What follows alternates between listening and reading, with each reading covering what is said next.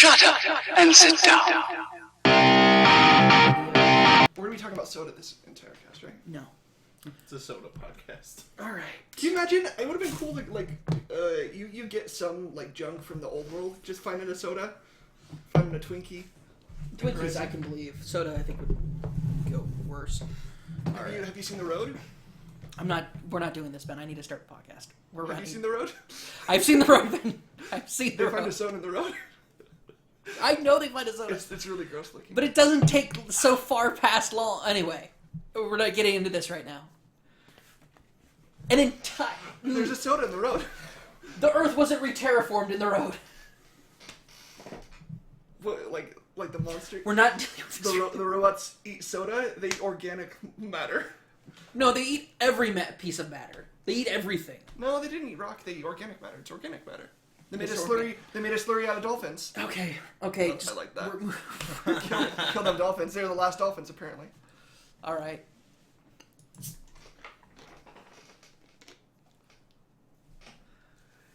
Hey, what's going on? You're watching, I guess you're watching. Also, you're listening to Not a Gamer's podcast episode, Spoilercast. This is a new episode. Horizon Zero Dawn Spoilercast. I'm your host, Cameron Abbott, the unsexiest comedian that you know in the man whose face is built for radio. Joining me is none other than the Brandon Sanders fan himself, Ben Parrish, and The other fucking guy that you're always with. deep sexual white chocolate, Chandler Duggar. Fuck. The DDP himself, the Diet Dr. Pepper of people. No, Because he's my favorite. No, he's off. That's awful. Because he's my favorite. It mean that he's my least favorite. He's the worst if that was the case. We can't give free product placement to them. All right, Ben. I'm sorry. Actually, you can. I give free product placement. What if they take this video and they make Chandler the new spokesman of DDP? Forget Little Sweet. You remember Little Sweet? I remember Little Sweet. Okay, yeah, he's done. You get some Chandler in there, you're gonna really push some Diet Dr. Pepper. Oh God. Okay. So we're here to talk about Horizon Zero Dawn. Chandler, have you beaten Horizon Zero Dawn? I finished it last night. I was hoping. I was on last night. Good job. And I saw you were playing it. I was like, I thought Chandler had him out. Oh, he's finishing for tonight. Yeah. Okay. Because I would have ruined this for you. Did you finish all the side missions and everything? No. I got to a point where I'm like, okay, I just need to finish this. Me too. I did that too, and then I was also platining it. So I'm like, That's actually my goal. This is actually one that it's a good platinum. It's easy. It's really attainable. You're good. It's obtainable. It's not too hard to get, and it's not too easy to get. Also, there's one really dickish side mission you don't even have to do to get the platinum. You do have to get 100% on the completion page. Right. I don't care about that. So yeah, we're here to talk about Horizon Zero Dawn. Yeah. Quick, in 5 words or less, how did you feel about the game, Chandler? Really fucking great. I don't know how many words that was. You made it. You're good. Great stuff. Loved it, guys. Will fuck again. What? Mine is kick-ass got contender. I was going to say Game of the Year contender, but it's too many words. I'm the person that said the word, so I can't go over it. But yeah, no, this is a serious Game of the Year contender. I'm saying this with Persona 5 still coming out. It's the best game I've played all year. For sure. I mean, with the exception of Stardew Valley, but that came out not this year. Do you think it's better than Stardew Valley? I mean, I have an unhealthy obsession with Stardew Valley, to the point where I have literally bought it across 2 platforms at this point, and when I get a Switch, I will buy it for a third. Oh, I didn't know it was coming out on the Switch, too. It's coming out on the Switch. What sold me on the Switch? Definitely not Stardew Valley. If Stardew Valley was a launch title, would I have picked up the Switch? No, I would not have. I would have. I'm a dirty, dirty Stardew Valley whore. There's a couple things that Nintendo would have to do to get me to buy the Switch, and it would probably it encapsulates stop being freaking Nintendo from this decade. I don't know. Have you seen all the titles that are coming out in the next couple months? All the indie titles? Yeah, I don't care. Okay. Because if I wanted to, I could play those anywhere else. Fair. So. Well, I think the big thing is that I know people who travel a lot, and they're the people who are really hot on the Switch. Yeah. Also, that Zelda. I hope they don't travel for more than 4 to 6 hours. Well, most places that people, when they travel, they have power. Yeah. So, planes have power these days. and you have portable batteries. Planes have power? How do they stay up in the air? What the hell? Don't they know that lightning's made of power too? Power attracts power. All right. That's what I learned from Horizon Zero Dawn. You guys didn't do the whole thing where you shoot lightning at the dinosaur robots yet? No? Wait, what do you mean? Just kidding. When you say I was shoot, jo- I was I was joking. like, You guys haven't harnessed the power? of lightning and Of throwing it lightning? at dinosaurs? No. Did you get the so this is a spoiler cast. We are going to spoil it. Yeah, this is totally spoiler. If you are listening to this and you're like, oh, I don't know anything about Horizon Zero Dawn, but I might play it someday, stop listening. Mm-hmm. Thank Or you for giving us the listen. Go play the fucking go game. play the Or fucking you're game. like, I'm pretty sure that I'm going to finish soon, and like whatever they're going to say is like, no, it's going to ruin it. Probably. We will ruin this game for you because you will not be able to have like the pure, emotional, innocent experience that you need for this game for that first time through. Because there is a sense of wonder to this game that when a buddy of our podcast, Scott Warner, when he told me it takes place, we're going right into spoilers. It takes place in Colorado. I was like, that's so fucking stupid. Like if I had discovered that, I would have been like, oh okay, and moved on. But the fact that he told me that right before I was about to discover it pissed me off. I remember it because we were talking about it, and or you guys were talking about it on a podcast, and you had started playing, but you hadn't done any of the viewpoints yet. Yeah. So you didn't know where it took place, but Chandler did. Yeah. And I'm like, dude, just do like one or two Yeah. of them, and then Google that junk. Like, discover it for yourself. I don't know. No, so I missed out on discovering it for myself, and it pissed me off, like really badly. Did you guys get the shield armor? The shield armor? Yeah. Oh yeah. That armor's freaking so cool. So good. So I good. hate that I can't modify it, but I really Yeah. Well, I hate that it's not that I can't do anything stealth-wise with it. Yeah, but At the same time, you don't need to anymore. if you should be good enough at stealth that you could still stay away. Unless you're playing on very hard. The thing is, if I that was still fucks you up. yeah, if I ever got discovered, like I was never gonna go back into stealth. Like I wasn't gonna wait around. I was just gonna mix it up. Yeah. I'd get out my blast lane, get out some things, and just like ruin them while I regroup and set up some more traps. No, for me, I was all like I played that game super stealth-wise. Like stealth was my MO. Stealth, like I use stealth like maybe 80% of the combat, but that's because I was like setting up everything during that time, and then like I would always do silent strikes like on the watchers and stuff too. But What difficulty did you play on? I played on easy. I play every game on easy though, because most games I play while I'm listening to a podcast or I'm doing something else. Yeah. And I don't know, like I'll crack up the difficulty, especially if I can. Mm-hmm. There was a time like I beat the game and then I wanted to see how it was on normal, and then I wanted to see how it was on normal if I didn't use any arrows or tie downs, and I fought what was it? Thunderjaw. So I found a Thunderjaw by itself, and I just used traps in melee on normal to see how I would do, and it was fun. It's fun. But it took a little while. It took forever. Yeah. Took freaking forever. It took like 45 minutes of my time Yeah. doing stuff like that, and it would have been less, you know. If I, Chandler's a strong advocate for the melee combat. oh yeah, that melee combat.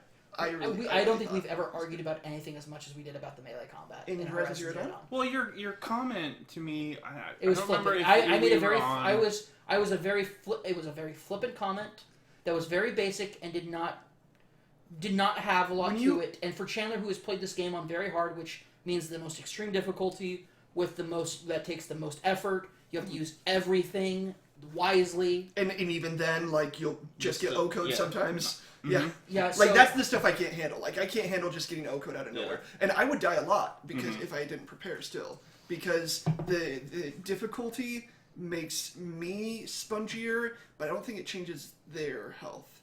I don't think so. I think it makes me hit a little harder. I don't know, but when you learn the skill where you knock like medium-sized robots down with a heavy strike, oh man, a game that's so good. changer. It's so good. It changes the flow, and, Yeah. and every stage of the game is so good because you get a new piece of equipment. You get a piece of equipment that you're familiar with, but now has a new attribute, has a new arrow or something, and it changes the way that you approach combat yeah.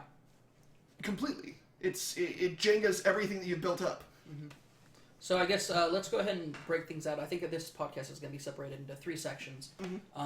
First is and Chandler, if you keep an eye on the time, we want to try to keep this around an hour. Okay.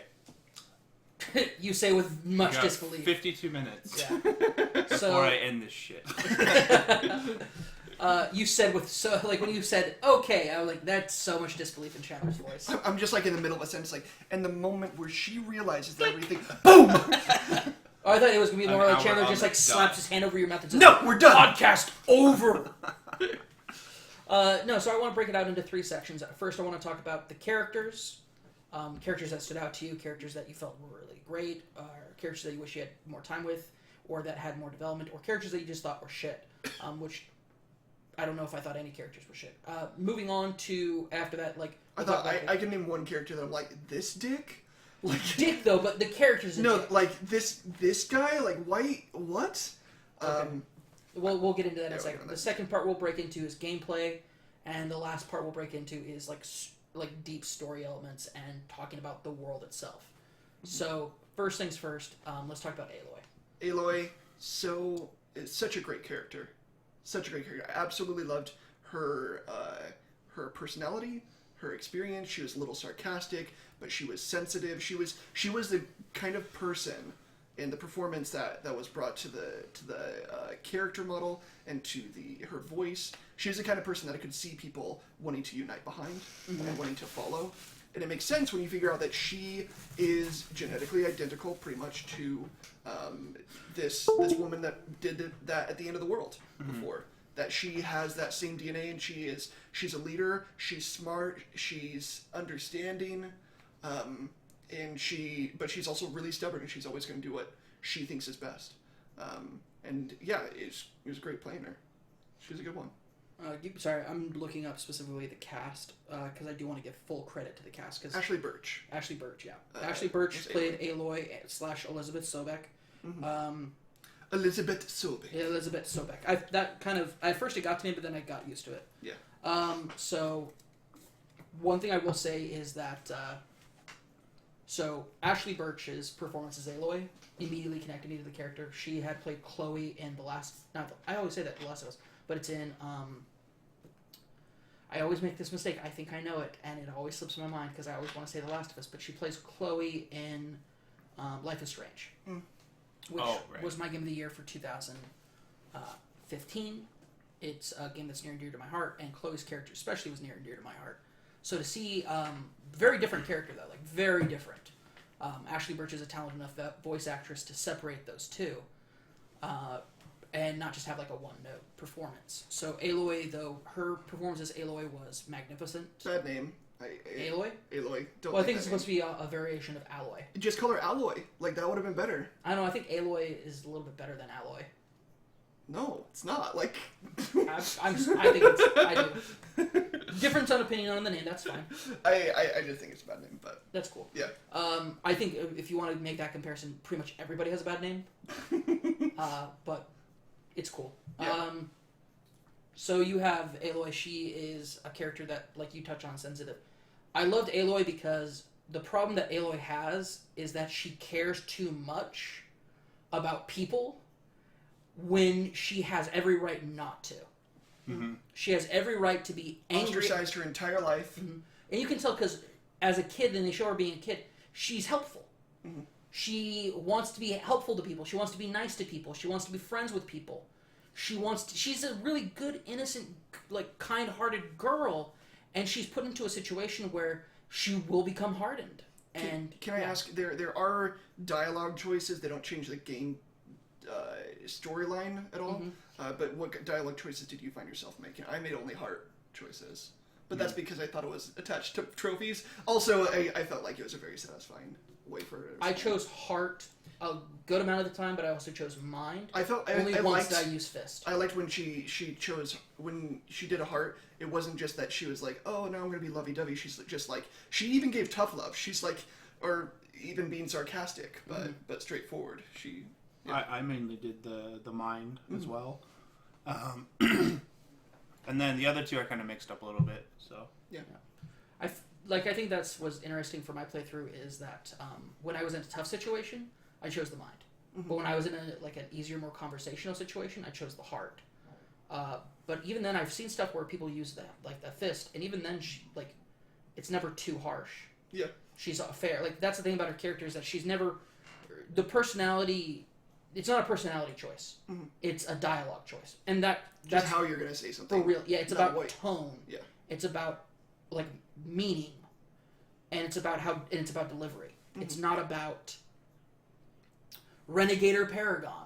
Yeah. That's not the choices that are being made. See, there isn't a trophy attached to choosing any of them. Just if anyone out there is trophy hunting, I thought there was because there's a trophy guide that said there was. Specifically because there's a side character Nil that you can choose to kill, or you can choose to fight or not fight. And like that was the big one that you weren't supposed to. Like they thought you weren't supposed to fight him, but I don't think it matters anymore. No, I don't think it I matters. think they used to be like they thought it was a missable trophy, but it's not. So, but to finish my thoughts on Aloy's character, I've never connected so much to a character, I will say this, and this is something that I've talked about in previous podcasts. I, through my own deficiency, have difficult connecting to female characters, their motivations, their efforts, and it's a limitation from myself, to the point where I don't even choose female models in, like MMOs. Because I have difficulty connecting to that, and it's I cannot believe that you played Mass Effect with male Shepard's voice. I did. That voice acting I is played so through bad. Mass Effect 1 through 3 with male Shepard's voice. I, Chandler can attest. I did. That's one of my I had least no favorite shot. performances in voice Oh, acting. I like the voice actor for him, so I was fine with it. He I don't know. He sounds like a little kid to me. Really? Like he sounds like really petulant, but not in control. Like he's losing it almost all the time. I never got that from him, but okay, that's totally But fair. I normally I'm the opposite. I'll normally play female protagonists. And that's the thing. A lot of my friends do, and I've always known since I was little that I had we would play pretend with some people, and some people had no problem being Wonder Woman. Mm-hmm. Like, we're being like the DC superheroes. Some people had no problems being Wonder Woman. I always had a problem being Wonder Woman. I don't think it's attached to gender identity. It's attached to, like, I never understood. I get her character. Not wanting to wear tiny shorts, I get it. That's why you didn't want to do it. No shorts at the time. It was just a bathing suit. Yeah. Right. Well, you know what I meant, like the whole, like Yeah. not The basically Speedo. not wearing pants. Not wearing anything, pretty much. But for me, that was the thing. Is that I always had a problem being like I never wanted to play with Barbies. I always wanted to play with, like, being a girl was like so. And sounds wrong, but it was so abhorrent to me. The idea of me being a girl. And I know that's me. I know that's a problem with myself. That's a problem that I've recognized over the years. But something else, like when you guys have choices in games, do you find yourself normally drifting towards a neutral stance, or a good stance, or to like an evil stance? I usually do what I do in real life, which is have a lot of opinions, but not really be on any sides. So when I first started playing RPGs, I gravitated towards the good side, or Paragon or light side stuff. To explain it, I would never bring Chandler into a bank heist scenario because Chandler's going to report us. Shut up. Because Chandler, as a person, like, if you in that spot, in that position, yeah, you would. Because you are, at the end of the day, you are a conscientious member of society. I guess so. And as much as you have fun, like saying like let's blow shit up and do cool stuff like that, at the end of the day, the idea of you actually like doing something harmful to people or that could like put people in jeopardy is abhorrent to you as a person. Yeah, I think like, and in games, like, at least that's been my, when we play games together and we do things together, like, I get that this is your way of like letting loose, that you're not being Chandler Duggar. Yeah. But when like it comes down to like who you are as a, because I mentioned once, I brought up, I was like, okay, if we did a heist, what would your position be? And you'd be like, I wouldn't do a heist. I was like, what do you mean you wouldn't do a heist? He's like, I wouldn't rob a bank. I was like, why wouldn't you? This is hypothetical. Hypothetically, I wouldn't rob a bank. You told me that to my face. I'm trying to do like some fun, like, hey, we're all just hanging out. What would you do if we were doing a bank heist? Like, what would your part be? And we're like assigning roles. And I was like, Chandler, what'd you do? He's like, hypothetically, I wouldn't be part of a heist. You said that. I think I remember that. That conversation really happened. I get it, and I also get the stance, like, in video games, it's not real life, so you can do whatever you want. But I find, so video games are about escapism. I find choosing the good path way more escapist, like, fantasy for me than choosing the evil path. Mostly because in life, you never know if you're doing something and it's good or not. That's true. Mm-hmm. So it's so satisfying in a video game to be like, I'm doing this, and it is, in the morality of this game, a good action. and so that's always more satisfying for me. I have friends that only play like Renegade or something. They only like go chaotic. We can name one friend that always is the asshole in the game. I recently played Second Son, and I finished a good path, and then I watched the bad ending, and that bad ending's bad stuff. It's not even like Cole just being like, I'm a supervillain now. It's, oh my, why? Yeah, it's like, oh, whoa, this dude's like real bad stuff. This is like psycho stuff. Mm-hmm. Anyway. You're either chaotic good or chaotic evil. Sorry, awesome. Horizon Zero Dawn, we're taking away time from characters. Yeah. So, Rost, I loved. Well, first I want to finish up on Aloy. So, the fact that I've been able to connect so much to Aloy's character, one, surprised me, just because I normally don't, and B, once again, to my own problems, like my own inability to do so. I understand it's a traction, not a positive. For people out there who's like, he's sexist, he's a misogynist. I'm not. I'm not. I understand these things are plights of women. Fuck you, Chandler. Just kidding. Like, it's hard, the idea of me being a sexist growing up with, like, the 3 very independent sisters that I have, and believing, like, their place is in the kitchen. That shit, they would have knocked the fucking shit out of me if I had said, I'm sorry, we're trying to keep language down in this one, because we want to be PG-friendly. Right after I drop an F-bomb and an S-bomb. No, I think that what you're trying to say is, like, well, further than that, you, like, sexism and misogyny, like, you don't believe that they shouldn't have equal rights as men. You just find it difficult to emotionally connect with something in your psychology. Now, to be fair, I have a hard time they're separated from your psychology so much that they feel like different. There we go. Okay. I wish you had been here several podcasts ago to put that out so I never have to bring it up again. That's a great. I'm going to take that and use it from now on. I mean, I will say the same argument that anyone else would say is like they're just people, but it's difficult for young boys to understand that, and maybe it's just a thing that you have to get through. Who knows? Yes. Well, another thing is also like I have like. So I'll be very honest. I have some like mental deficiencies that I take medication for that I know for a fact. Like my brain chemistry. Your cane chemistry. My brain chemistry is off. Like for example, I've taken medication for such a long time that I've developed Tourette's. I just have. It's part of the side effect. That's what the curses were about before. No, that's just me. I told Ben before I have a mouth that would make a sailor blush. But yeah, no. So back to what I was saying. So Aloy's character is somebody that I really was gravitated towards. I was able to attach myself, and I was like, this is an amazing character, and I had. No I think it helps that her character is. It doesn't feel like it's written by someone who's saying, "Hey, I'm writing a chick." That's true. She feels like a person. Mm-hmm. That is also, and she is a woman as well. But I don't feel like her gender, sex. Yeah, her gender doesn't define her. No, her gender. One, she also lives in like a very matriarchal society. Exactly. So they're very empowered. But like even in that society, like the matriarchy still, by definition, separates the genders. Mm-hmm. And I don't feel like she ever conformed to that. Probably because of the system that she was raised up in, where her authority figure was these matriarchs, but who was raising her was a single, very understanding, very powerful, very selfless man. Mm-hmm. And who is deferring constantly to the words of matriarchs. That's true. Now I want to get to Chandler. Chandler, how did you feel about her? I can say I don't feel as deeply as either of you. I thought her character was enjoyable. Mm-hmm. I didn't have any issues, I guess, connecting with her. I felt like I was more, along for the ride, basically. Yeah, I never felt like I was Aloy. Right. I felt like Aloy was doing some really cool stuff. Sure, and, exactly. And some puppet master and stuff. Right. Because if I screwed up, she didn't do. Like I never felt like I was Aloy at any point. Sure. But to clarify, like this is a game where you play as a character. Mm-hmm. And that you watch that character story unfold. So I don't think anybody thought they were Aloy. Yeah. And I wasn't hinting at that at all. Okay, cool. Just to clarify. Yeah. I don't know. No, Chandler, you don't understand. From now on, I'm going to do podcasts RPing as Aloy. Every single one? Wow. I'm out of drink. Oh no. Do you want some of mine? No, I'm alright. But, I don't know. I mean, I enjoyed her character. I enjoyed...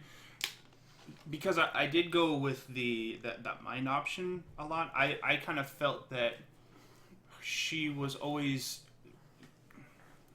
and you kind of get this aspect, I guess, regardless of your dialogue choices or whatever, that she's discovering not only the world around her, but herself, what makes everything kind of tick at the same time, because all she knows from about the Nora is they're assholes to her, basically. Pretty much. And everybody And she wants has to be part of her. Exactly. Part of your world. Exactly. She has red hair. Little Is she Little Mermaid?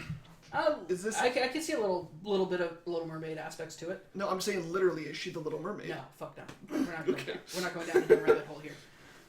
There's no even justification. We're skipping over that entire thread that you wanted to talk about. I'm sorry. She Little Mermaid in the mountains. Of the mountains. Of the mountains. All right, but so you. But yeah, I definitely got this sense that, and the mind dialogue options kind of helped solidify this, that she was always she wants to learn as much as she can. Yeah. Not so much like knowledge is power, but just to know stuff because she's curious. Like, how do these things work? When you fight the corruptor the first time, she's like, I need to know how this works. Exactly, and she starts scanning it. Exactly. So some people have had some issues on like the way that she talks and the way that she expresses herself. I felt like her entire life, she's growing up with this focus. She's learning. She's basically learning the language of the ancients in this case. Her entire life. So it makes complete sense to me when she goes spelunking and is trying to unravel these things that she catches up to a guy that spent like 20 years. Discovering these stuff. Well, because he didn't have a focus for all that time. Exactly. Imagine having like the knowledge of the ancients, the knowledge of the people, like basically having what we'll talk about later. The Artemis protocol the Apollo? Essentially having a mini Apollo feature attached to her, so she could learn everything that it was supposed to. But then because of that, she also, and we talked about it, she never, she slowly adapts all our vocabulary into her vocabulary. She evolves that way. But yeah, keep going. I want to hear more. oh, that's it. That's it? Okay. I was like, I want to hear more. Chandler, I'm going to pull more out of you. No. So next we are going to talk about is... well, we just talked about Aloy. Any other characters you guys want to talk about? Oh yeah, I'm going down the list. Oh, okay, sorry. Next character we're going to talk to is Rost. You brought up Rost. I think Rost is a very important character. I liked him. He was played by J.B. Bank. He was stern. I feel bad that he gets fridged. But he was stern. He was understanding. When you go on that mission, the first mission outside the wall, you realize that he goes out there because no one else is allowed to, and also because he's the only one that can. He does this stuff all the time. Because he can take out these things, and he still does it even though he's. I never figured out why he was banished. Oh, you never talked to her about it then? Okay, so J.B. Blanc, I just want to reiterate, J.B. Blanc played Rost tremendously. Rost's character is immediately, from the moment you meet Rost, he's actually the first speaking character in the game. He justifies the impact that he has on Aloy, which is like more. It's exactly what he needed to do. But I can't remember what he did. So this is Rost's character. This is some of his background. So Rost was just a regular hunter. He was just a regular member of the Nora tribe. He did his proving. He was a well-known expert hunter of their tribe. He gets us. So essentially, what happened is there were some bandits that so the village you get to that's on the edge of the territory that's been burned down for years. That's Rost's village. So Rost was in that village, and his family, his wife was killed, and his daughter was taken. And bandits took the children and women and men and hostages. Sorry, I was looking for a word. Hostages they took that if the Nora hunters ever got too close, the bandits would kill one of them. And then when they finally got to the border, which so in this world, I don't know why I'm explaining. You should play the game. So when they're about to cross the Nora border, so the Nora can't cross over, rather than let the hostages go like they promised, they kill all of them, including Rost's daughter at the border. Rost doesn't break the taboo then. He goes to the Nora matriarchs and he asks to be made a Death Seeker. A Death Seeker is essentially somebody who they basically do a ceremony where they. It's a seeker, but for death. Like Aloy becomes a seeker. He would be a death just for revenge. Exactly. He's meant he's meant to take revenge. Yeah. But what they do is, in order to not perverse him and his soul, because a seeker can come and go as they please, but a Death Seeker cannot. And when he could be made a seeker, he instead has to be made a Death Seeker. Because a seeker cannot go for the purpose of revenge. Mm-hmm. That's the Death Seeker's purpose. So what they do is they have like a fake funeral for him, where they quote unquote take his soul from his body and let it descend, and then all that's left is the shell. And then from that, Rost he gets permission to leave, but the thing is he's not allowed to come back. Gotcha.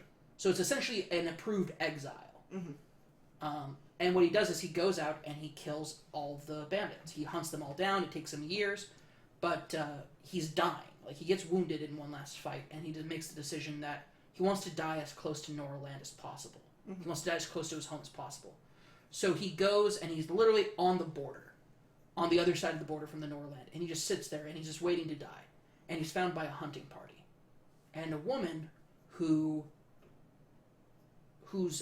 family was killed in that raid talks to him, and he tells him, like, I killed everybody. And when he's about to die, she reaches across, grabs him, and pulls him back. Which, he was not supposed to happen, so now he doesn't have a purpose in the Nora tribe, which is worse than death. And that woman got exiled. But she couldn't, on her conscience, let Rost die in front of her after he got revenge for the Nora tribe, and specifically revenge for her. And so, I mean, did you get this information? Mm-mm. Okay, it's after you leave, you find out everything about the old world, like you go through like the whole, the womb, basically, of the mountain. And you come back, you can talk to, what's her face? We'll talk about her in a second when we talk about the matriarchs, but it's one of the matriarchs? Yeah, it's one of the matriarchs. Are you planning on going down every character? Because we're already at 30 minutes. No, I'll be cursory here. Teresa. The one that's not in... The one that's not a total bitch to you. Yeah. So Teresa is, if you... She'll tell you all that Yeah, stuff. she'll tell you, because you can ask about it. And she tells you everything. And so Rost ends up, like, having... Is that after you get in... After you've gone through the door. Yeah. Okay, gotcha. Yeah, if you go back and you talk to her, she'll tell you about Rost. Gotcha. I want to talk to Teb again. Nobody wants to talk. Wait, what's wrong with Teb? Teb the Stitcher? Yeah. Yeah, you talk to that boy like 80 times, never tells you anything interesting. Like, why? He's a nice guy. Why are you talking to him 80 times? You got a problem with him? Well, why is he there if he doesn't have anything to say? He's just a nice guy. He's a dick. He's wasting my time. He's not wasting your time. He made you a nice outfit. This guy's with me, Teb. Teb is just a nice guy. He wants to be your friend. He appreciates that you saved his life. He now has a much better life as a Stitcher. He's appreciative. And he's a nice guy. It's not like Aaron where he wants to fuck you. Oh, yeah. Aaron just blatantly wants to fuck you hard. Mm-hmm. Like, come on. And I also like Aaron because Aaron's character is cool and complex. We'll talk about him in a second. But so I wasn't planning on talking all of Ross past, but I didn't realize you guys hadn't asked about it. So, yeah. So Ross dies. I hadn't asked about it mainly because like I was at this point where like I'm I just gotta get this shit done. I'm very hard before you can ask about something, you have to fight them first. Yes. And they can OHKO you at any time. Exactly. It's very difficult. I understand. So yeah, Ross's character, he's phenomenal. He's a great father figure, and when he dies, he begs. He goes, instead of he doesn't do like some emotional speech, he just looks at you and says and basically begs you. He goes, just survive, and then pushes you off a cliff to avoid an explosion. Because the fall's better than the explosion. He pushed her into a river. She was exactly, fine. Yeah. Next, we'll talk about Teresa. She was really cool. I really liked her character. I like that she's the one that gave Aloy her name. Mm-hmm. Basically, has been Aloy's advocate the entire time. Ross gave Aloy her name. Oh, Ross gave it? I thought. Yeah, he's the one that. Oh yeah, no, but she's like, what will be? She's the one that let Ross name her. Name her, yeah. Mm-hmm. That's right. She was really cool. Mm-hmm. Let's talk about Silence. Dick. Played by Lance Riddick. Oh, sorry. Teresa, by the way, is played by Nicolette McKenzie. Silence the black guy, right? Yeah. Mm-hmm. Yeah. Who's fucking awesome. But who's a dick? He's a total dick, but he's awesome. He's a dick. He's very chaotic neutral. He is so chaotic neutral, and I love it. Yeah. He's only out for himself. He's only out for himself. But he makes it so very clear from the beginning. Yeah, and like it makes sense. Like Aloy, in any other circumstance, would never have sided with this dude, and she mentions it a lot of times. She's like, I can't believe I'm doing this. Like, did you forgive him, or did you not forgive him in the end? Forgive him for awakening Hades and being part of that whole conspiracy. Because you can say like I you forgave him. No, yeah, I think I forgave him too. Well, it's not so much as she forgives them. She just says, "I'm not going to talk about it anymore." Yeah. I'm pretty sure that I said like, hey, you pursued knowledge at everyone's expense, and like a lot of this is all your fault. So you chose the fist in that. All right. No, well, there wasn't. It was not a fist, but it's like the more aggressive action. Yeah, I was pretty. And he's like, "Don't you dare judge me." I'm like, "Yeah, I can, you dick. I'm a seeker." So you did that. Chandler and I chose the more passive option, in which he said, "Just to be clear, I'd totally do it again if I had the option to." Oh yeah, he said that as well. He's like, Yeah. "I'd do it again." All right, well, No, and Arcee was like, "I appreciate the sentiment, but I would do it again." And it's like, oh, you're such a dick. just give me your spear, you dick. That spear is awesome. That's though. a great spear. It's a lance. Yeah, the lance. Technically. Technically it's a lance. Just kidding. When he comes in to save you, though, that's awesome. Yeah. Hey, did you ever hack a Thunderjaw and make two Thunderjaws fight one another? Yes, it's awesome. So, did you get graphical stuff where the Thunderjaw would stand on top of the other one? No, I didn't have that. For some reason, like, its hit and her box, like, it was standing on top of the other one and, like, trying to attack it, and he'd fall off every once in a while, but... That's funny. Just watching him, like, majestic creatures. I can see why Gaia saved you, you megafauna. Yeah. Sorry, I'm trying to remember, what was the guy's name? He was like the bad guy? Nil was his name? No. No, Nil is the bandit psychopath. No, the leader of the Dark Sun. I don't remember. I'm trying to remember his name. Because there's Helis. Helis, It's Helis, okay. Yeah. Sorry, I didn't recognize Crispin Freeman's picture, because that's a way older picture of Crispin Freeman on his IMDb. Crispin Freeman, he's a legendary voice actor. He's been in so much shit. Really cool guy. He played Helis. Helis' character I thought was awesome. It was good. It felt like kind of typical bad guy stuff, but it was Done well. It was one del. It was one del. It was done well. It was so. I really appreciated his recordings. Yeah, where you get to pass by like his armor and his little is almost like his little tent before he goes and communes with Hades. Yeah. So cool when he talks to his dead wife in the recordings, and he's like, when I think about you and I think about our wedding night, and I'm like, oh, this is really sweet. He goes, I hated how weak you made me feel. I was like, what the fuck? Yep. And then when I got down to like sleep on the ground, I woke up the next morning to find you by me, and I knew we were meant for each other. It's like, at least you found love, man. This guy's got issues. This guy's got this. Well, it's like he's like brought up to be like the chosen of the sun, like the most vicious, brutal warrior of all time. And he meets a woman who just like makes him want to be a nice guy. And it's like, oh, he's gonna embrace. No, he does not embrace that. He does not embrace that one bit. You know, it'd be a cool DLC if you did have a DLC during the Sun Wars Oh, that'd be cool. or the Red Raids. The Red Raids, that'd be really cool. Like a prequel, almost. I would not want a game there because, like, we already know about this world. Like, what are you going to explore there? Like, that's going to be cooler than exploring this a little bit more, or seeing how it develops, or seeing the history how of it. exactly how Gaia and the Hades thing develops. That'd be cool. So, let's see. There's some really great characters in it that I'm not going to go all into, but I did want to say Leslie Ewan. Okay. Leslie Ewan as Gaia and John Gonzalez as Hades. Awesome. Yep. There were just so many great characters. I'm going through this and I want to talk way more about more of them, but at the same time, I can't. We don't have time for it. Just because we'd be here all day. This is a masterfully done voice cast. As for the majority, I'd say almost all of it.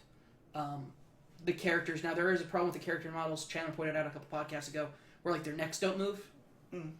Their shoulders move instead of their neck, like this, if you're watching. Yeah, it's weird. Like, they don't have a neck. Yeah. I also noticed that sometimes they'll have two sets of teeth, but, like, the second set of teeth is, like, angled forward and, like, comes out of the bottom of the, like, I near the never bottom noticed that. I never noticed that. Maybe Aloy has it sometimes, and then some of the other characters. That I think part of that is like this is a brand new engine, and like you never like shoot up a brand new engine and have everything firing for the first game. Yeah. This is like an incredibly technically impressive thing to do, to make an engine and then make a game that looks this good and runs as well. And I highly suggest, if you have a PS4 Pro and you haven't picked up this game, I don't know why the fuck you're If you have listening a to PS4 Spoilercast. If you have a PS4 Pro, though, this game looks... I was at PSX. This game looks amazing on PS4 Pro. PS4 Pro, like, I get why this is, like, the showcase for PS4 Pro. Because the colors look so vibrant. It's, like, it's the difference between night and day, almost. But at the same time, if you're playing on a PS4, it looks fantastic. One of the best-looking games on the PlayStation platform. Super amazing, like, just super detailed, amazing. I love Aloy's outfits. I collected all of them because they're awesome. I don't like the final form of every outfit gives you like a headgear, and some of the headgears are like, I'm like, why is she wearing a diaper on her head? Okay, to be fair, the only ones I didn't like were the Oseram. The Oserums. The Oserums one, all like the Oseram is a really cool culture. It's really cool cultures in this game. Yeah. Oserums and how they've evolved differently. Yeah. You have one that's totally taken up like that Aztec vibe, 100% with the Empire of the Sun. Yeah, but I like how they're and also Egyptian with the slavery in the building and everything. Exactly. But what I love is when you go to Meridian for the first time. By the way, we've segmented into talking about gameplay at this point. Okay. When you go through Meridian for the first time, that city feels like the fact that it's open to the world. It's so weird that a city that massive with that many assets, all that the different levels to it. Meridian's a really cool city done well. And it's done very wisely with smart loading as far as like loading of assets as you're coming into it. I love the design of it. It made me feel like it was massive and sprawling, even though it wasn't, like as far as area-wise that you could go. But I also never felt like I was cut off from like the majority of the city. Like it is a huge map too. It's a massive map. It's massive. The city as well is big. It implies a lot too. I would say because there are different sections. Like this is like where the Royal Palace, and you have merchants and other things up here. And then if you go down, you have the poor people, or you have the water gardens or whatever they're called. You have you have the gardens. Yeah, the Dornish water gardens. Dornish water gardens. No, but I will say like the world around this game is designed so well. I love it is the perfect amount of respawn rate. I've never had a game where I've had to wait the perfect amount of time and it pops up a new creature that I need to end. I never felt like I had to wait forever for a respawn. Oh, what do you mean by respawn? For like the creatures out in the world. Okay.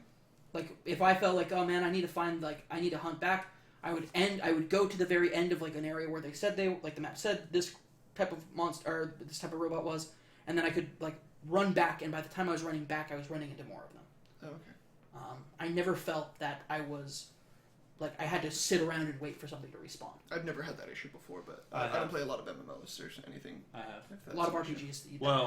No, I mean like I cleared out an area. I would go somewhere else completely, and then come back, and they still hadn't respawned yet. Weird. Okay. So, but the nice thing about that though is just, there's not just one spot for the machines. That's exactly, true. yeah. So like at the beginning, like I needed to fire a Bellowback heart, and there's only like one place for it, but they were always there, like in the same configuration and everything. But the Bellbacks when you first fight them. The merchant stuff was really cool. That you not only needed the currency, but you needed like a specific part to get certain things. And then later you could just buy that part. I felt so liberated when I figured out that I found a merchant that would just sell you parts. And I'm like, oh yeah, no, I don't have to worry about I don't want to fight another sawtooth. Oh, thank you. Or not sawtooth. It was the alligators that I freaking hated. Oh really? I had fire arrow. Snap moss. The snap moss. Yeah, just fire arrow the shit out of them. Yeah, but I don't want. They're scary, and they always have friends. I never had problems with snap moss. Snap moss were like the easiest thing to take out because just fire arrows just all up in their ass. Just do it. Once I got slings. And firebombs. Yeah, easy. Firebombs. Easy kill. So I would do that a lot. I don't use the slings very much. There's gun goof, son. There is no, because I felt they were way too inaccurate. Oh, I would never use them for accuracy. I would use them if I had like something close to me. I would never use the melee when things got close. I would use the sling. Did you ever use a rattler? No, never. I did. Yeah. But it's after What I does it use do? it, Because I I'd never be bothered like, to use one. It's why like a am I shotgun. using this again? It's like a shotgun, but it doesn't have it's not very No. much damage. I never used a rattler. So if 'Cause the if hunting we trials were never in made the it. world, right, I would have to be this close to do anything to you. Yeah, And I just step you back. better be stepping it. You better be like at a sensitive spot, or else it's going to do 2 damage 40 times instead of like 200 damage 40 times. Okay. I think I timed it, and at the very end, I was able to kill a Thunderjaw in like 10 seconds maybe, and there's because of the timer bombs are so powerful. If you Yep, put the enough sticky damage bombs. coils, the sticky bombs. If you put enough damage coils into that, it's like literally like 800 damage per bomb. And so I like went up to a Thunderjaw, tied him down, and I just launch him because they don't move until they start blowing up. And so I'd just be there, like really close, like one would blow up in my face, and I'd run away, and then I'd just wait, and he'd just be walking around and just like boom, boom, boom, That's boom. funny. It was pretty So good. No, that game has. Those in the what was it? The Thunder is the big bird, Oh, the Stormbirds. Thunderbird, the Stormbirds. the Stormbird. Yeah. Really cool shit. Yeah. Really cool shit. Now, I think we're starting to talk more about the robots, and I think that leads us into part of the world. Is there any of the combat stuff that you want to talk about? Gameplay stuff? I don't know if I just that everything would change as you start to get more abilities and experience. The modifiers were cool. Modifiers were awesome. But like as you even like a different outfit could change the way that you're going to approach a combat situation. Which is super important and very hard, but as Chandler has very much told me, he changes outfits constantly. Yeah. Oh, yeah. Yeah, I would do it in the middle of fights, so I'd be sneaking, and then I'd be like, oh no, they found me, and then I'd just pause, and then I'd go in, I'd craft a bunch of stuff. I'm like, okay, let's do this. Yeah. One complaint that I have, too much stuff in the quick select menu. So the arrows over, like you would arrow over, like I almost never used resistance potions because I actually ended up selling a lot of them because it was so hard to get to health potions. Like there's a dedicated heal button, but it's for your pouch. It's for your pouch, and if that's slow. exhausted or if it's slow, like you could be dead. So I want like my health potions to get like a jolt right then. Yeah, I understand. I had that same issue. Yeah. Nope. Okay. So because like depending on your skills, you're probably gonna have a call there. You're gonna have rocks there, probably for distraction. I rarely ever used call actually, even though I was stealthy as hell. Yeah? Yeah. You never use whistle? If you have a mount, then you have a mount there too. You have at least 2 different types of your health potions, and then you have all of your traps. Like that's not including resistance potions. That's true. So that's a lot to go through really, really quickly. You can do it while you're in the weapon wheel, but that's only slowed down time, and you can't actually take the thing in the weapon wheel. So. Okay, that's fair enough. Any other gameplay things you want to talk about? I mean, between the podcasts that we've already done and now. Just honestly, like I got to the point where I stopped using traps. Me too. I just freezed everything.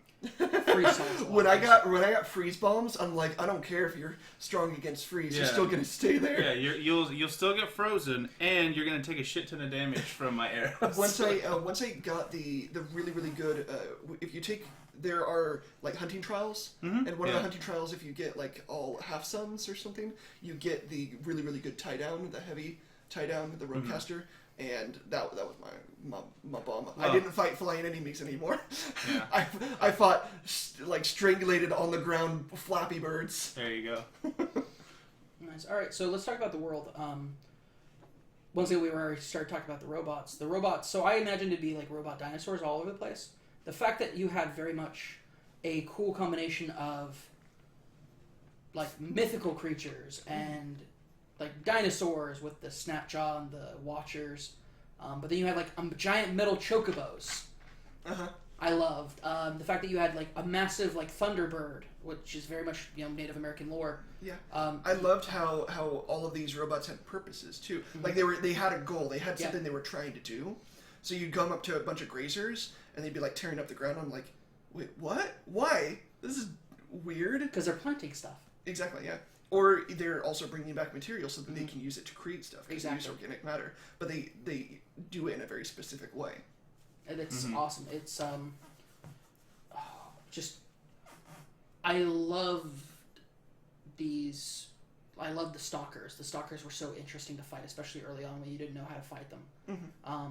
The first time you fight one is just like totally out of the blue, crazy. The first time I ever saw one was during a little side mission That's what I did. where there's a caravan that like it's being attacked, and so you fight like these things, and they're like, oh, you need to go find this guy, and he's like, hey, what's going on? Stabby, and they're like, what? What's this? Why is it invisible? No, I'll turn on my focus. Oh no, it's invisible to my focus. So good, like the. So I would just like, and I was like setting up traps, and I'm like, I'll just wait until it dies, I guess. And then it would like hit something or get electrocuted. Well, I would do the thing like I'd meet a new enemy and then I'd immediately go and like try to figure out like a strategy that I can do, because I'm probably already discovered if I'm finding a new enemy because I didn't know they were there, or it's like a first blush just sort of discovery thing, and I need to figure out what they're weak to, what I can hit off them. When did you guys first encounter Behemoth? Was it in the world or was it in during the story mission? I saw one in the world. The first time I actually fought one was the story mission. It was a corrupted behemoth. Yeah. In the arena. Mm-hmm. First time, but yes. There's another one where there's like a prison and it's being beset by behemoths. And I can't remember which one of those was first. So they're both kind of story, but one's a side mission. So for me, it was I was riding along. I was going like to the far north of the map, and I ran past behemoth, and like the behemoth like was like over me. I basically ran into it. Yeah, that happened a lot to me too. So I hopped off, and immediately it's like, oh, like take over. I was like, I can take over this because I'd already gotten through most of the bases. Oh yeah. Those are so cool. The first cauldron that I went into, cauldrons are awesome. I was like, oh man, this is weird. One, cauldrons are so aptly named. Two, I love how it takes you completely out of this post-apocalyptic like nature feel to like total sci-fi. Yeah, sci-fi, super crazy sci-fi corridors with loot rooms and with a boss battle at the end. So cool. And I loved the like you could do a stealth element trying to like sneak past like different, especially when it was not watchers, it was the metal chocobos. I was like, I'm not like I can't take over. I can't auto kill them, and I can't like take over them without another one seeing me. Fuck this shit. I'm dodging them all, and I did, and it was awesome. And I love the cauldrons because each time the cauldron was different. Each time the enemies were a little bit different, and I just loved the aspect of it.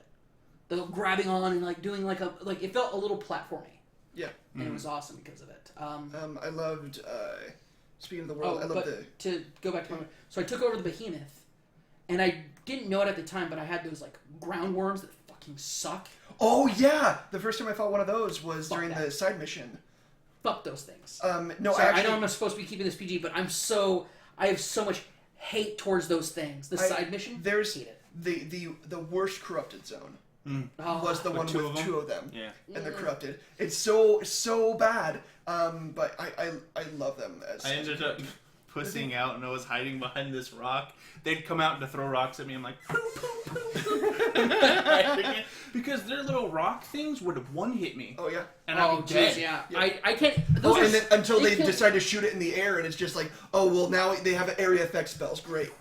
Yeah, that's what this giant rock mole needs. See, I would just freeze the shit out of them and then just take them out. Hardcore.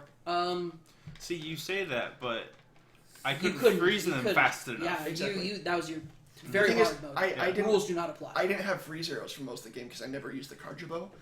So I had the free sling. It was almost always too slow unless I like anticipated it, and I'd have to anticipate them coming out and also where the rocks were going to land. But yeah, it's still a great enemy. I'm glad that they're there. It's a really well built enemy. I'm glad well that designed. I'm glad there's only like 2 monsters that make me want to like rip my hair out. Being the long legs and those guys. I hated the long legs so much. Long legs. It was way better to take one over and ride him and then say, I'm on a chocobo. I didn't know you could ride them. I didn't know you rode them. I just overrode them. Long legs? Oh, long legs. Sorry, I'm thinking of the chocobo monsters. Those are long legs. They're like the ostrich ones. Yeah. That can like signal other guys. I don't think I thought you could ride them. No, I think you can only ride the Strider and the variants of the Strider. The Strider, the Charger, and the. You can take them over, but you can't ride them. That's right. What did I think? Oh. Do you get the Tear Blast cannon thing? Yeah. It was awesome. Yeah. I've taken out the long legs with them. You just keep firing them at it, and it'll do damage, but it like knocks them down. Now, to be fair, the reason why I thought that is because I love this game so much that I had dreams about it. and I dreamt that I could ride one. I never used a Terror Blast cannon, but I did have like my tear on my Which makes sense why arrows, on my Terror Blast arrows. Which does make sense why Prompto's voice was there singing along that Chocobo song. Right? I didn't realize it until now. But like those arrows, like did it take multiples for you guys to get off like the cannon from like a Thunderjaw, like the disc launcher? No, I never had problems with getting the disc launchers off. Okay. The problem is he was playing on very hard mode. Well, so he got fucked up all the time. Well, no, even the if you get the problem cannons was, off, getting to them is tough. Yeah, well, it's if you don't actually hit the cannon, it won't come off. Right. So if you hit like on the back of it, like its spine or whatever, but it's like right next to the cannon, Or like it won't on the block. underside, yeah. It won't knock off the cannon. So you actually have to get the cannon. Yeah. I always found that was effective enough, so I never used the Terror Blast. I just used my arrows because I used it for sharp shot and that. Mm-hmm. I never used the third variant. Did you try the Terror Blast arrows on humans? Yeah. That knocks them back. I never tried those. Yeah, Oh, okay. I did it like right at the end because I had it equipped for some reason. I accidentally did it, and I was like, and he goes, whoa! I did it once where I think it hit the wall behind him, and he was like on a parapet, and he like flew. He's like, whoa, flew forward. That's awesome. No, I loved those things, but only when I was going up against like tough creatures. Did you guys like taking down the bandit camps? I loved that. I love bandit camps. They were fun. I did. I always The tried to first stay one I stealthy. did- I wish that there was. I was bandit never. camps. They never found me. Yeah. Because I stealthed my way through all the bandit camps. I did that, and then I got to like one of the third to last or second to last. I'm like, no, I'm gonna release the hostages first this time, and so I snuck in and released the hostages, and we just like swept everyone. Oh, see, I would release the hostages. It would cause chaos, and they'd be like, "What's going on?" And then I'd murk them from behind. Oh, the hostages would always sneak around with me. So I would release the hostages, and I snuck around, and then I think I got discovered or something, and then they just started. Well, the thing is, I wanted to sneak again, so I went into hiding, and they just start shooting at everyone. I'm like, great guys, thanks. You're ruining this for me. No, I would release them and like they try to follow me, but then I would like kind of break the world by climbing on top of shit you're probably not supposed to be able to climb on top of. Yeah, I did that a lot of jumping, like Yeah. trying to get up a mountain. Yep. I did that. That's the same thing I do in Far Cry, though. Yeah. So, what I will say is, let's go ahead and talk about probably the most, like, and this is, if you guys were like, oh, okay, they haven't really spoiled too much, we're about to get in some deep fucking spoilers right now, alright? Yeah. Deep fucking spoilers. Let's talk about The Pharaoh Plague. the Pharaoh Plague. How fucking cool was that? It was. The idea, and not only that, you never saw it, but you felt it by the way you were finding out things. How did you feel when you found, like, the last army unit? They were in that... Oh, right. When they were there, and if you listen... Did you guys listen to all of their echoes?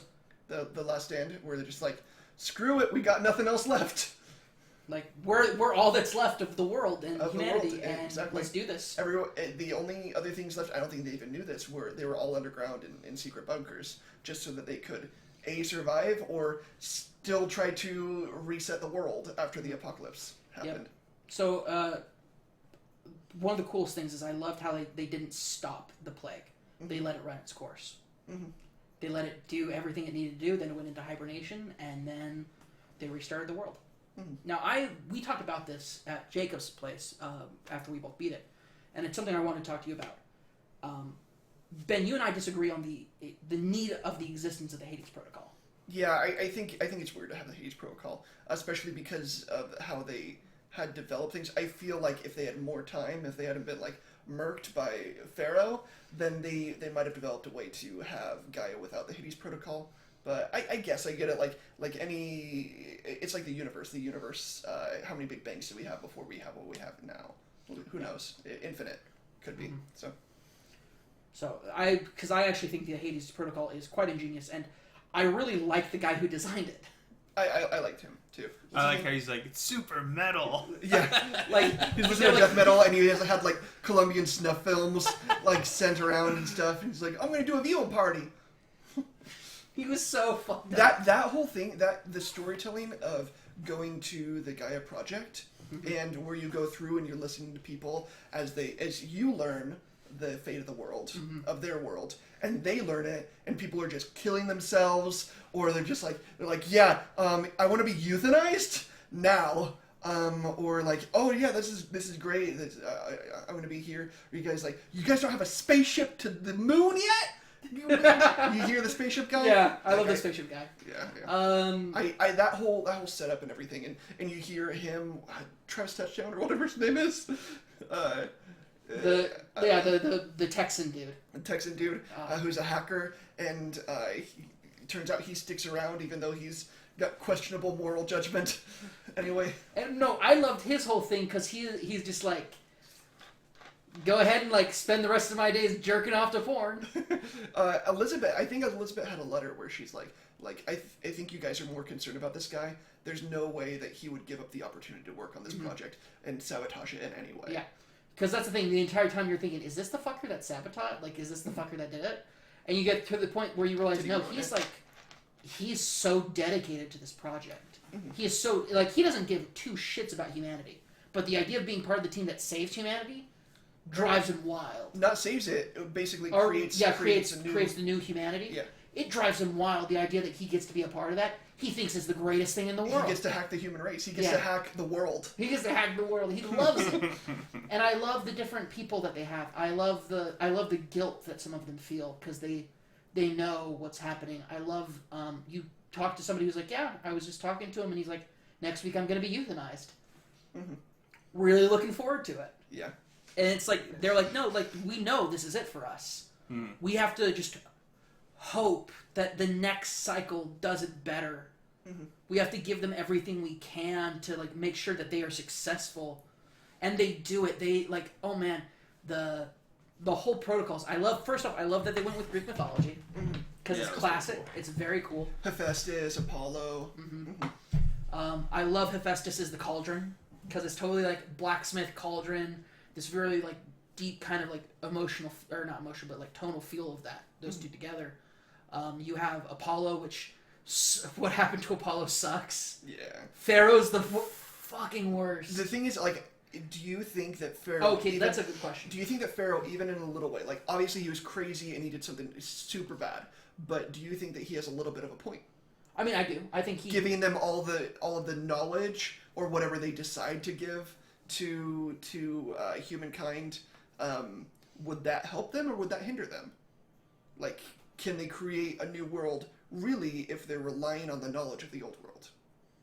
I think that's the point. Well, I mean, their point is that I think that they wanted to jumpstart the new world so that it could become, closer to what they had at that point. But what's to stop another Pharaoh play? What's to stop something else happening? I think Pharaoh was terrified that someone was going to make a new Pharaoh plague. I think it was his idea of legacy.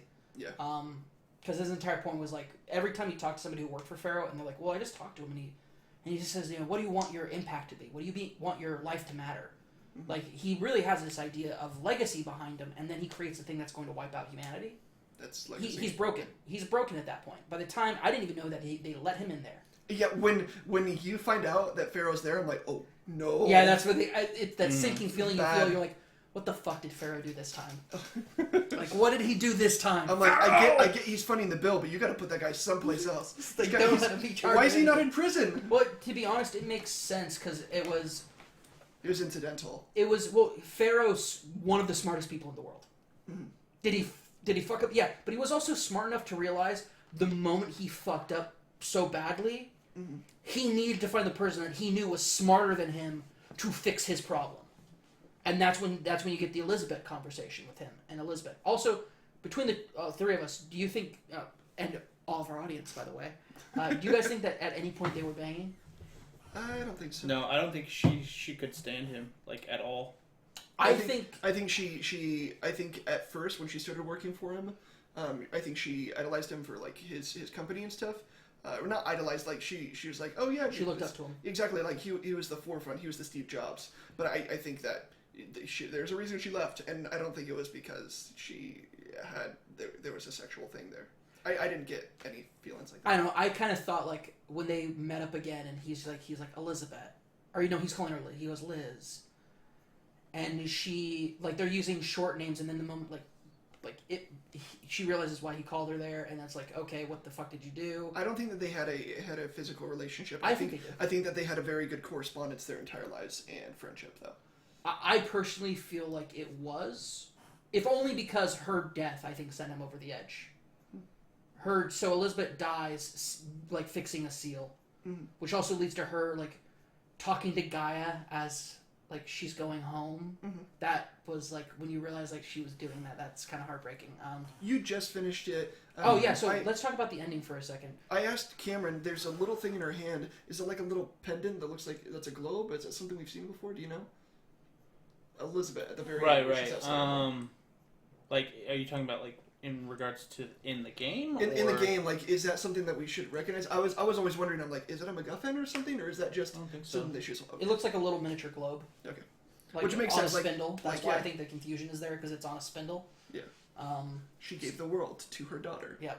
She's like, I'd like to think... I didn't think it was a globe. I thought it was just, like, some weird pendant thing. Yeah. Oh, I thought it was... I thought it was like a blue globe. Take this. Put it on your... It wasn't really, like, spherical, though. It was weird. To my memory, it was spherical, but you just recently played it, so yeah, you have the freshest memory of all of us. It'd be funny if it was like a grenade and she left it there, so like if any robot like tried to get her, then she'd like go down with them. Right. And so that's how the game ends. Aloy just picks it up and explodes. Oh, that would suck. No, I personally really... One, Pharaoh's motivations make total sense. Why he did what he did. And to delete Apollo. Then he murdered the room of scientists. Yeah, that like he was definitely over the top, but like it's a conversation that I'm surprised they weren't having, at least a little bit. And I think that's part of... I think that was part of their thing. They're like, we're saving the human race by doing this. So we're saving it. It wasn't, we're going to restart it. It was the idea, saving there it. There are so much worse motivations for Pharaoh to have than like, hey, check it. We destroyed the world with this information. Specifically me. Specifically me. Like first of all, we almost all the animals were extinct by the time we even got to the Pharaoh plague. We weren't doing so good on the Earth anyway. Like, why would we want to give all this information to them? Here's my thought on it. I think he just used that to justify him being a selfish bastard. Yeah. Because, like Cameron said, he was all about legacy. He didn't want to be the person in people's minds that screwed everything up. Oh yeah, because that's going to be in the... It was all about ego. It wasn't I don't think it had anything to do with the fact that giving the next chance knowledge or anything like that. It was all about him. Mm-hmm. I think a good point is... I'll let you continue. Just let me say this one thing. I think it's a point of the asshole clock is still right twice a day. Go ahead. But it's so rare that like the super ego like villain actually like has something to say, and it's not just like, oh, nameless creations are going to come down and destroy you because I need it to happen. But he's actually like, well, I get it. Like choosing between the world that they had and the world that they got, I don't know if I would trade it for all that information. I know someone who would in the game. Yeah, and I think that's going to be in the sequels. Exactly. I think that's the main difficulty. Like he is almost taking up. He's trying to fix Pharaoh's problems by inviting all of the problems that Pharaoh created to get that knowledge back. So let's talk a quick second here, because there's a hidden antagonist that it's definitely going to be coming up in the future of the games. Because you have Hades. Hades, it's been made very clear, at some point, something hacked into Hades and activated it. Hades did not make that decision himself. He was turned. Or possibly convinced these were AI. So it's possible. Hades wasn't an AI. Hades was the twin program of Gaia. He wasn't a true AI, though. They were all supplementary programs for Gaia. That's correct. But that upload made him self-aware. Yes. Okay. Yeah. So something made him self-aware, corrupted him, and then made him turn on Gaia. Destroyed Gaia, but of course, Gaia. Okay, first off, traversing that massive facility that blew up, awesome. Yeah. Climbing up the cliffs, doing all that was just epic. I loved. Do you guys think that Gaia is going to be able to come back? I think in one form or another. Okay. That was actually one of the things that I had a question about, because like that was like part of the plan was you had to reset everything and then reinstantiate Gaia, and I'm like, why didn't we do that? Like, what the hell? Well, we know that Gaia's core programming was like fucked with. Mm-hmm. So, Right, that's why you had to reset everything and purge Hades, and then essentially restart everything. Yeah, but the facility to do that and got blown up. Right, but that doesn't mean anything, because What I even think- in the instructions she said, "I'm blowing up this facility. You still have to fix everything." Yeah, Yeah. I think by fix everything is like get the shutdown codes and like transmit them directly into Hades, because it's the same shutdown codes. Remember, they had like that super crazy code that they wouldn't have enough time to crack. Yeah. So part of the apocalypse was to give Gaia the time so that it could crack that, and then it could shut down all the robots that existed there at that time. Hades came back on and started up those Right. robots. So I think the shutdown codes were to make Hades shut down all of his corruptors and everything that's corrupted. Because those But it's corruptors not- are clearly the Pharaoh. But it's not specifically to bring back Gaia. Like Gaia is I still. thought that was. I think still part of Gaia. it. I hope that it's part of it. Like I in the think future. I think there's like a backup of Gaia somewhere. Yeah. But is Gaia going to be when we meet Gaia again, or if we meet Gaia again, will she be as powerful as she was? No, because she doesn't have the connections that she used to. Mm-hmm. She's not in all the systems. But it'll be like maybe like a mini Gaia to talk to you. Well, I Your think focus think instead of what you instead of need- having whatever his name is talking to you and guiding you through the world, you might have like a mini Gaia in your Well, focus. are the cauldrons still going to be keep on creating because those programs were just running by themselves? They became more and more corrupted because Hades. What was Because it? Hades infected them. Yeah, it was what's it called? Where they got worse and worse over the space of like 20 years. Anyway. Degradation. Yeah, something like that. It was something to do with deterioration or degrading or something like that. So, like, I think to fix that, because maybe they're going to keep on deteriorating, we need to find Gaia and install her once more so that she can take over and actually fix things. Because that not escalates the threat of what is being created. It also, I think that would be a brings back good something. balance for Aloy's character to start doing, Yeah. and then for it to, because we're in Spoilercast, we can spoil it. Hades escapes. Mm-hmm. Thanks to silence. whatever Womp womp. whatever the corruption did to Hades to make him self-aware allowed him to escape the purge the purge of the corruption. Mm-hmm. Since I guess he's sentient and the rest of like the corruption isn't. Yeah, He's separate. whatever he's doing, like that wispy thing at the end. Yeah. I don't know if it's a physical thing or if it's like. It's like you can observe it though, because Yeah. the guys who were like poking it with a stick observed it. Gotcha. But it's interesting. Also, why didn't you take that Lance? back? Hello. Anyway, I'm sure that's something. Because you that- can't have it in the sequel. Probably not. You can't start with the lance at the beginning. So, I think it was interesting that what's his name again? I keep on forgetting. I don't know. Silence. Yeah, Silence. When he knows where Hades is going. Mm-hmm. And Well, he may has that- have called Hades. He might have called Hades. In my sense, he knew exactly that Hades was going to come to this box to him. So he may have saved Hades in a way. That's interesting though, because I think Science is definitely going to be the big bad for the entire series, Maybe. or like a villain in the series. Yeah. I think that I truly do think that if he got all the knowledge that he wanted, he has no desire to work with Hades at all. Yeah, I think he has a It's- desire to work with anybody at all. It's just about him getting more knowledge. So I think that like he's gonna do bad stuff for sure, but I don't think that he's gonna be the big bad. I think I think he and Hades, Hades are or whatever more- activated Hades, and then Gaia and Aloy on the other side, hopefully.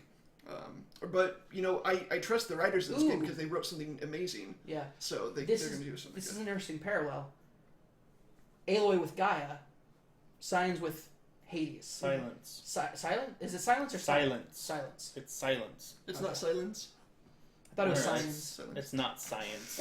It's not science for Science. sure. No, there's Science versus Aloy. There's definitely an L in there. Fight. Silence, you're right. So silence is I think silence with Hades versus Aloy with Gaia. That'd be an interesting dynamic. Like hero foe dynamic. I thought Yeah. that would be cool. Anyway, I think we're definitely over on our time. We're over an hour. We're over an hour, so we hit 2 hours. No. We're just over 1 hour. I thought you were like, we're over by an hour. What the Chandler? No. You got one job. No, I'm not being mean to you, Chandler. You're a good boy. Good boy, Chandler. Just one last thing. Yeah. If you guys have played this game, It's really fun and easy platinum. Go ahead and platinum. Yeah, go ahead and platinum. It's awesome. There's no difficulty, so you can ratchet it down if you're tired of the difficulty and stuff. But yeah, so that's it for Horizon Zero Dawn Spoilercast. I cannot wait for the sequel. I know. It's going to be so good. Or DLC. The or expansion. They said they're not doing DLC. They said they are going to do an expansion. Maybe. I hope not multiple, because I want a sequel. Yeah. Like a proper sequel. I'm sure that they've already split the teams. That's like working on new assets and improving stuff, and then the guys that are actually. Yeah. Well, they already have one improvement from the patch. What was it, a couple weeks ago? Yeah, the patch they where you put in. just hold X and you can just buy. What? Yeah, you What? don't have to like hold X, let go, hold X, let go. You just hold X and it'll continue to buy stuff until you let go. Oh. Yep, they fixed that. They're Okay. like, we understand this is a massive problem for people, so we're going to fix it real quick. Because I don't think they were expecting people Or, to actually go for like me- buy stuff. They were like, oh, they'll just craft it. For me, it was selling No. stuff. But I would always go in and just like say sell how many and then Yeah. ratchet it up. But there wasn't that option for buying. Gotcha. So They fixed I that. never got into that, but that's cool. I just got tired of like, Holding X for each Yeah. time. And I I would ended the always game buy- with literally like 2 million at driftwood. Yeah, right. Or whatever. But it's I would called, always Ridgewood. buy my health potions because like I got to the point where I'm like I don't want to hunt anything anymore. Right. Yeah. So I would just buy my potions. Mhm. Yeah. So, Yeah. Alright, so, that's it for us. I use most of my medicine pouch. yeah. Alright, so that's it for us here over at Knotty Gamers. Thank you very much for joining us, Ben, for the spoiler cast of Horizon Zero Dawn. Y'all. It was your idea, because Oh, you're yeah? like, hey, you guys are doing a spoiler cast, right? And I was like, I guess, and you're like, I want to be on it. So that's what happened, and I was really happy we did that. It's been a great spoiler cast. We talked a lot we covered actually quite a bit. Mm-hmm. There's still more. yeah, there's stuff. still more What do you mean stuff. talk about the actual real world location of where it takes place Oh yeah, it takes place in Colorado. in Colorado, which is pretty cool. Yeah. When I saw Lake Powell, I'm like, what? Yeah. I could drive to Lake Powell. You go into I love the it's images either too when you see Utah, it. Arizona, or New Mexico, one of the two. Like Lake Powell, there's like hoverboard, there's like hover bikes and stuff. Mhm. I'm like, this looks fun. Yeah. Looks like a fun little brochure. Oh, I will say though, if that is if Lake Powell and stuff, if that is like Arizona / New Mexico, if that's the Lake Powell area, that's gonna be over in wait, would that be Lake Powell? Isn't Lake Powell between Nevada, Utah, and Arizona? Let me pull up. Yeah. Yeah, so I don't think that's Lake Powell because this is Colorado we're talking about here. It is Lake Powell. That's literally what it's called. That geography doesn't make any sense then, unless Well, To you're be the one fair, that. Unless it you is a cro- oh, wait. brand new world. yeah, I don't know. Who's to say they terraformed this shit again? Lake Powell. Let's see some maps. It is a reservoir. Mhm. But I thought it was interesting. I recognized a lot of the geography because we see a lot of geography like that. Lake Powell is. Yeah, it's in North Arizona. So, I told you, Utah is where basically the dark, dark shadow Karja lived, and then Lake Powell was right underneath that, and then we did have a piece of Arizona. If we're going by normal geography, But no, I said this. it should be flipped upside down then. No, because they didn't flip north and south. I thought they Because- flipped north and south. No, because all the way over here is Colorado Springs, where they have the stadium. I did say when they re-terraformed the Earth, it must have shrunk 100 times. Yeah, something like that. Even though the map is gigantic, I'm just saying, and no one else cares about this. Yeah. And no game. We live in this part of the world, so we care. No game is going to at least at this point, no game has tried to recreate exactly block for block and mile for mile an actual landscape. And please don't ever do that. Don't do that. I don't want desert bus. I don't want to drive. I don't want to drive forever to get places. It's much more interesting that I can walk if I wanted to within a half hour of game time from Colorado Springs Stadium to Lake Powell. Yeah. As long as I'm not killed by a freaking long legs on the way and those stupid worm boys. Worm boys. Oh, I hate worm boys. All right, so that's it here for us. I'm sorry, I'm sliding in too soon. That's it here for us over at the Knotty Gamers. Once again, thank you for joining us, Ben. Yeah. Chandler, as always, my true love and companion. I'm out. Talk this shit, I'm OTP, out. OTP for life. No. Yes, but no. let's go ahead and end this just by saying, as always, keep things complicated out there.